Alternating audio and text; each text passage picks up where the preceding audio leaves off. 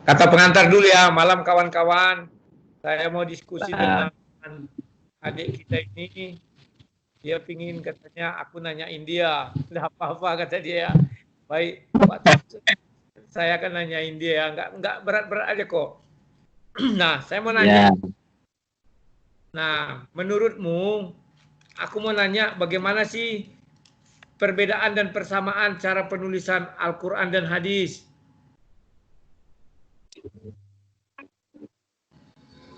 Cara penulisan Halo? Halo. Ya, pie. Cara penulisan. Iya, maksudnya begini loh, karena kan kalau kita lihat hadis itu juga ucapan Nabi Muhammad yang disampaikan kepada orang terdekat dan diriwayatkan turun-temurun sampailah kepada si pembuku, penulis. Nah, Al-Quran itu firman Tuhan yang turun kepada malaikat Jibril. Malaikat Jibril menyampaikan kepada Nabi Muhammad. Dan Nabi Muhammad juga menyampaikan kepada umat manusia. Berarti baik Al-Quran maupun hadis itu disampaikan Nabi Muhammad. Kan demikian. Nah, kau tahu nggak mengenai Al-Quran di dalam sejarah Islam dikatakan sudah ada berupa mazhab dan yang belum berupa mazhab itu disimpan oleh para hafiz. Ya begitu kan? Mushaf. Ya mushaf. Nah, itu disimpan dan sisanya adalah yang dihafalkan oleh para hafiz. Paham ya? Nah, baik penulisan Al-Quran maupun penulisan hadis itu kan bukan dalam masa hidupnya Nabi Muhammad seluruhnya kan, tapi katanya dibukukan jauh setelah Nabi Muhammad wafat, katakanlah 100 atau 200 tahun, ya kan? Paham dah? Ya. Lah itu banyak orang di belakang mulu. Penggemar itu atau gimana itu? Apa? Pembeli nih. Oh. Itu ini loh. Nanti orang itu dengar-dengar nguping-nguping gimana? Jualan dulu lah. Apa-apa. Nggak, itu ada adik saya itu loh jualan. Ya wes. Jadi yang mau saya tanyakan, mengapa di dalam Al-Quran itu kok tidak ada ditulis, kalau di hadis kan ditulis perawinya. Kalau di Al-Quran kok tidak ada ditulis hafiznya siapa?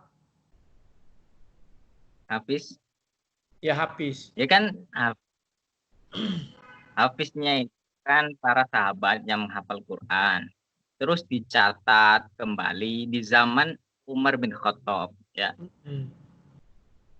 Jadi sumber hafiznya siapa kok nggak dijelaskan gitu loh. Kalau di hadis kan dijelaskan. Zaid bin Harisa kan penghafal Quran. Ya. Kan di zaman Umar bin Khattab kan sudah banyak para penghafal Quran. Iya. Jadi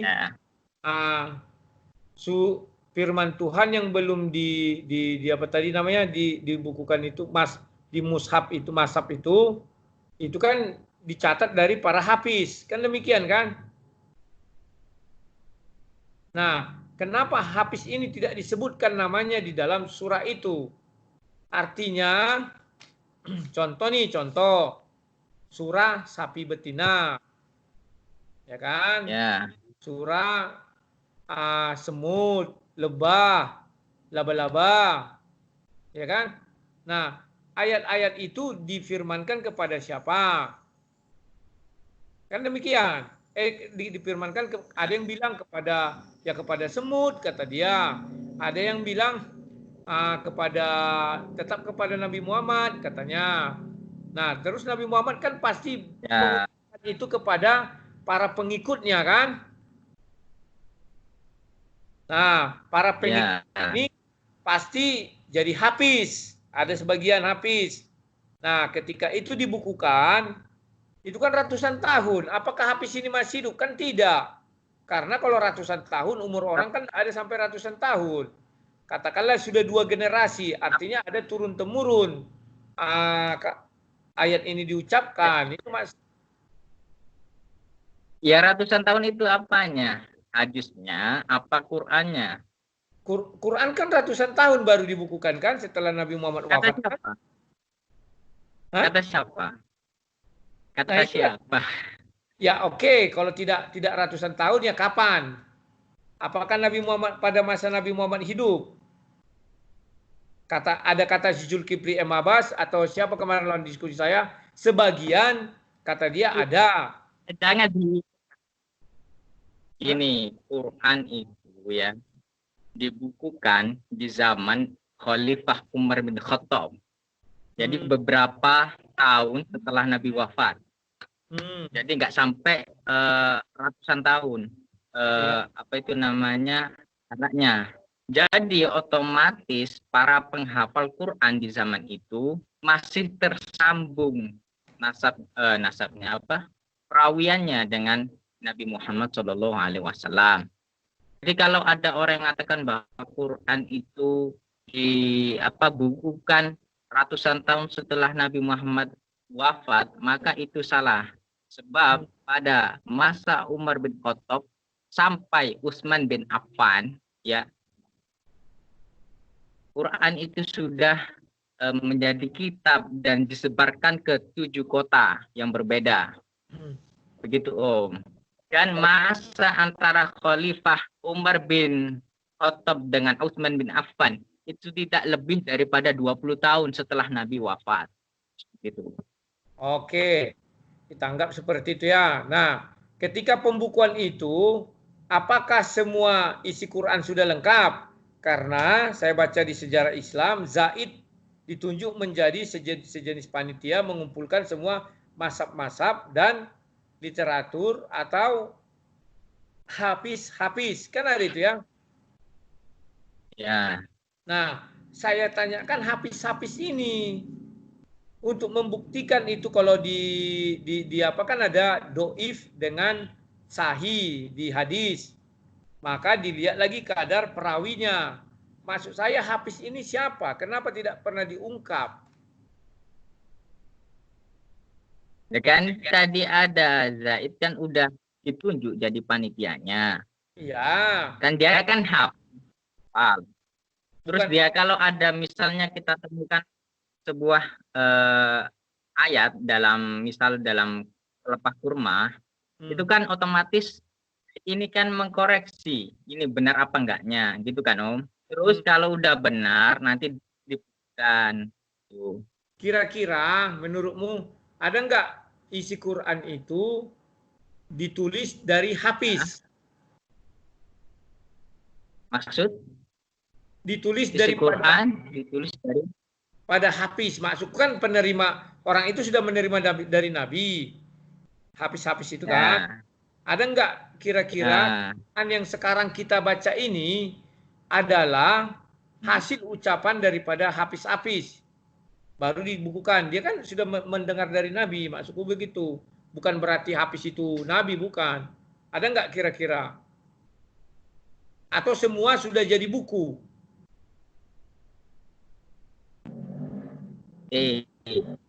Pada saat menjadi ketua panitia untuk penelitian ya yang digagas oleh Umar bin Khattab, maka disitulah tanggung jawab seorang Zaid dalam mengumpulkan Quran ya. Kemudian dibukukan di zaman Umar bin Khattab ya. Namun ketika pembukaan itu belum selesai, Umar bin Khattab meninggal dan digantikan oleh Utsman bin Affan dan dilanjutkan oleh Utsman bin Affan. Dan yang bertugas untuk mengkoreksi ya semuanya itu adalah Utsman bin Affan.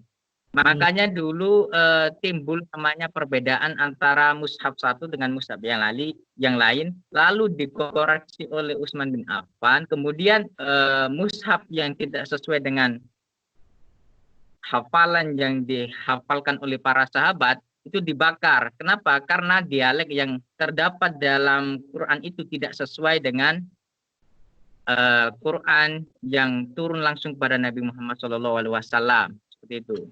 Berarti bolehkah saya katakan Utsman bin Affan ini adalah hafiz, sehingga dia bisa Tentu. sehingga dia bisa mengkoreksi seluruh isi mazhab-mazhab itu dan seluruh apa yang disampaikan oleh para sahabat atau hafiz-hafiz itu, ya bisa bilang begitu. Selain Utsman bin Affan kan ada namanya Ali bin Abi Thalib. Ali Ya. bin Abi Thalib pernah dengar? Pernah.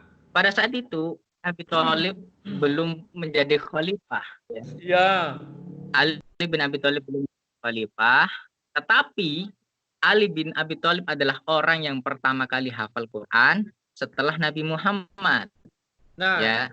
Abu Thalib itu hafal Al-Quran apakah 114 surah itu atau beberapa bagian? Tentu apa? Betul, orang yang pertama kali hafal Quran, bahkan sebelum Nabi Muhammad wafat, ya kan ada pernah Nabi mengadakan sayembara untuk barang siapa yang menghafal Quran, maka akan dinikahkan dengan putrinya, kan gitu, Fatimah Az-Zahra radhiyallahu an. Dan orang yang memenuhi syarat itu adalah Ali bin Abi Thalib. Nah, jadi berarti secara mutlak waktu Nabi Muhammad masih hidup, Al-Quran sudah ada dalam bentuk buku sehingga orang itu bisa menghafal. Kan ada hafalan, gitu loh. Iya, hafalan itu terjadi bagaimana kisahnya? Diucapkan, artinya Abdullah Thalib ini selama hidupnya kemana Nabi pergi? Kenapa? Ali bin Abi Thalib itu adalah apa ya kalau bilang orang terdekat Nabi gitu loh, Om. Orang terdekat Nabi. Ya, artinya kemana Nabi pergi ke situ dia ikut, sehingga ya dia menghafal 114 kitab ini, surat ini. Ya. Oh gitu. Oh, kalau memang berarti memang harus berarti sumbernya hanya satu, yaitu Abdullah Thalib itu ya. Ali bin Abi Thalib. Nah, berarti mazhab sementara kalau saya baca sejarah Islam ada katanya para perawi. Bahkan perawi itu 70 orang sudah mati di medan peperangan. Ya. Nah, sisanya inilah yang dikumpulkan Zaid baru untuk membuat buku sekarang ini. Apakah demikian? Ya. Nah, kalau iya, ini yang makanya mau saya tanyakan ya, siapa yang bisa kira-kira? Kalau iya berarti di dalam Al-Quran itu maunya disebutkan dong siapa ini hafiznya. Kan demikian, sama dengan hadis. Hadis kan disebut siapa yang meriwayatkan. Sehingga itulah membuktikan dia doib atau sahih. Ya kan tadi, hadis itu ada ratusan tahun setelah Nabi Muhammad wafat. Kan gitu, Om. Jelas ya. Pertama. Yang kedua, Quran itu sudah ada beberapa tahun setelah Nabi wafat. Dengan cara dikumpulkan oleh Khalifah Umar bin Khattab dan dilanjutkan oleh Utsman bin Affan. Jadi secara logika apa? Umar bin Khattab itu ketika mengumpulkan itu sudah 100% selesai. Gini loh. Quran ya. Itu wahyu terakhir 114 surat itu Al-Maidah ayat 3. Jadi setelah Nabi melaksanakan haji wada, adalah haji terakhir daripada Nabi, maka disitulah Quran itu sempurna. Silakan Om buka Quran surat Al-Maidah, Al-yauma akmaltu lakum dinakum wa atmamtu ni'mati wa raditu lakumul Islam madina. Oke. Pada hari ini telah sempurnakan nikmatku kepadamu dan telah kuridhoi Islam itu jadi agama bagimu. Jadi pada detik itu pula Quran itu sudah dinyatakan sempurna dan sudah dinyatakan komplit oleh Allah Subhanahu wa taala. Begitu. Hmm. Kalau ada orang yang bilang Quran belum komplit, maka perlu dipertanyakan karena pada Berarti waktu turunnya surah, Nabi sebelum apa? berarti waktu turunnya surah itu Al-Quran sudah jadi buku Ya, sehingga bilang komplit. Ya, bukan jadi buku, itu kan wahyu terakhir, gitu loh. iya. Wahyu. Ya, Berarti masih dalam ucapan atau sudah ada yang dibukukan itu makanya dibilang komplit. Kan ini masih komplit ada itu proses. komplit itu dalam artian gini loh. Penyampaian dalam ayat-ayat Allah itu sudah selesai. Oke. Iya, Ya, pada penyampaian zaman Nabi, selesai. apa? Artinya sudah bisa dibukukan begitu atau sudah jadi buku atau ayatnya aja yang sudah selesai diucapkan Nabi sama seluruh manusia. Ayatnya sudah. Ya, Nah, maka ayatnya dari, sudah selesai. maka dari itu ah, boleh dikatakan setelah itu diucapkan terakhir kali bukunya sudah ada atau belum? Kan belum. Yang berupa buku loh. Saya Belum, belum. belum kan? Nah, maka Di dibuatlah zaman, proses di zaman pengumpulan. Kan dibuat proses pengumpulan. Ya kan? ya, Artinya kalau ada ya proses betul. pengumpulan, artinya sumbernya bukan dari satu orang. Kan demikian. Ya, Nah, itu yang saya bilang. Siapa-siapa aja orang yang berpartisipasi di dalam penulisan ini. Karena banyak Hafiz ada juga hadir di situ. Banyak orang yang memiliki mazhab-mazhab tua juga hadir di situ. Kan demikian. ya. Nah, itu yang mau saya Kan tanyakan. di situ ada dua orang yang paling kalau bisa dibilang itu paling mutlak gitu loh Iya, pemahaman tentang Qur'annya. Yang pertama Zaid ya, Om tahu kan Zaid. Yang kedua adalah Ali bin Abi Thalib. iya. Jadi Tetapi kalau kan Muslim apa? fakta sejarah mengatakan sumber daripada pengumpulan mazhab-mazhab dan surat-surat itu bukan dari orang itu dua. Kan ada dari orang-orang lain kan? Ya, ya terus. Ya sudah itu aja yang mau kutanyakan. Saya hanya mau nanyakan itu aja sih. Karena kalau di hadis kan begitu lengkap dia urutan apanya kan perawi-perawinya. Tapi kenapa di Al-Quran itu tidak lengkap? Tadi Ibaratnya tidak perlu disebutkan siapa sih ini yang apanya gitu. Apalagi sampai asbubunnya itu kan. Artinya kalau asbubun itu asbabun nuzul. asbabun nuzul ya. Asbabun itu artinya orang tersebut harus dekat kali sama Nabi sehingga bisa menuliskan riwayat turunnya. Kan Ya, demikian. Ya kan? Om paham Sementara asbabun nuzul enggak? kenapa?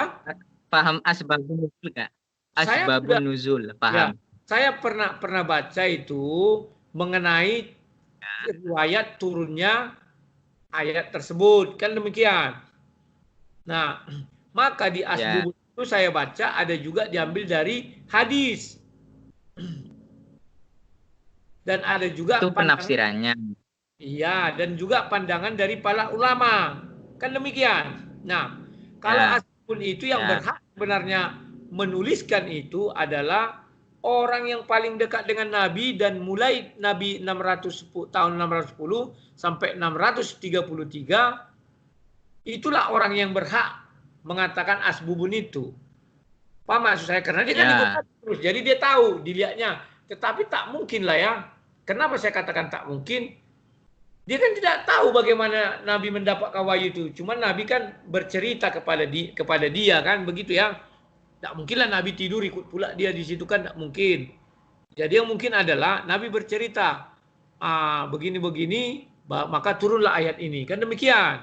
Kalau di asbubun yang saya baca begitu. ya, Nah, itu makanya saya bilang asbubun itu pun harus dibuat seperti hadis. Siapa periwayatnya, kan jelas juga itu. Jangan sampai orang yang tidak pernah dekat Nabi bisa mengerti sejarah turunnya kitab itu. Kan lucu. Ngerti maksud saya? ngerti. Nah, oke lah. Diskusi kita sampai di sini dulu. Kalau kamu mau bertanya sama saya, ya Hah? Atau mau cerita-cerita? Saya mau tanya saya. Kita stop dulu ini ya. Apa? Kita stop dulu ini, ku record ini loh. Stop dulu ya sebentar ya. Sampai sini kawan-kawan dulu ya.